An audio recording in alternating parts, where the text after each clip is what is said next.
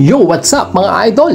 Naghahanap po ba kayo ng masarap na lumihan dito sa bandang Quezon? Siyempre, dito lang po yan sa Team Maranan, the original Batangas Lomi, lutong bahay. Located at Sitio Bayanan 1A, Barangay San Isidro, Catanawan, Quezon. At kung pasarapan din lang ng Lomi, ay dito ka na sa Team Maranan, the original Batangas Lomi.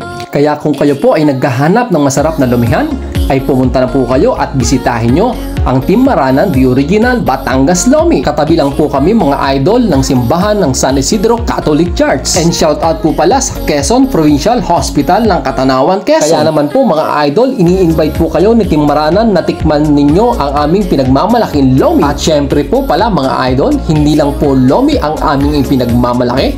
Meron din po kaming tamis anghang, Mickey Bihon, at Chami. At sa mga hindi pa po nakakapunta dito or nakakabisit, kayo po ay aking ini-invite na bisitahin niyo po, tikman niyo po mga idol ang lumihan ni Team Maranan. Kapag natikman niyo po mga idol ang Lomi ni Team Maranan, ay malilimutan mo pati asawa mo. And shout out din po pala sa Forerunners National Youth Movement ng Catanawan, Quezon. At sakto po mga idol ngayong tag-init at lalo po kayong paiinitin kapag po kayo ay nakakain ng Lomi ni Team Maranan. Habang kayo po ay kumakain ng masarap at mainit na Lomi, tagaktak ang pawis, tulo pa ang sipon. At nagpapasalamat din po pala si Team Maranan sa ating mga kasamahan mga vloggers, mga content creator dito po sa Bundok Peninsula. At shoutout din po pala sa mga kasamahan natin mga vloggers, sa mga kaibigan natin dyan sa Mulanay. Andyan sila ka-brother, andyan sila Kuya Ryan Vlog at si ka-partners.